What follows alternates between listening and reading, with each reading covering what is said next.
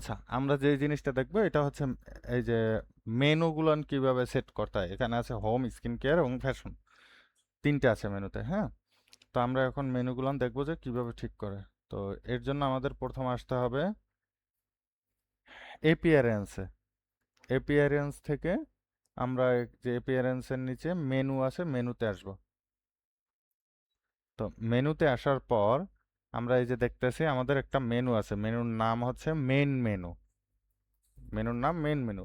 আর আমরা মেনুতে তিনটা হচ্ছে জিনিস আছে, একটা হচ্ছে হোম, স্কিন কেয়ার এবং ফ্যাশন, তিনটা জিনিস আছে। এখন আমরা চাচ্ছি এই স্কিন কেয়ারের ভিতরে আরো কিছু জিনিস রাখতে। ঠিক আছে? তো এখন আমরা কি রাখবো, আমরা হচ্ছে প্রোডাক্ট ক্যাটাগরি রাখবো।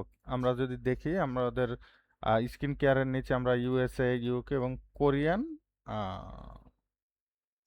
যে ক্যাটাগরিগুলো রাখবো। তো এই ক্যাটাগরিগুলো যখন এখানে আসে এগুলো মেনুর আন্ডারে চলে গেছে। তা আমরা ধরেন এটা তো অ্যাড করার পর নিচে চলে আসছে, আমরা কিভাবে রাখবো সেভাবে আমরা ড্র্যাগ অ্যান্ড ড্রপ করে সাজাবো। এই যদি এখানে যদি একদম বাম পাশে লাগিয়ে রাখি তখন এটা মেইন মেনু আকারে কাজ করবে। হ্যাঁ, মেনুর ভিতরে আবার মেন মেনু হিসেবে। আর এটা যদি একটু ডান দিকে দেই তখন সাব আইটেম হয়ে যাবে। মেনুর ভিতরে এটা মেইন আইটেম আর এটা হচ্ছে সাব আইটেম। তো আমরা কি করব, কোরিয়ান, ইউএসএ, ইউকে, এই যে তিনটেই কি সাব মেনু হিসেবে হয়েছে। তারপর আমরা কি করব, সেভ দেব।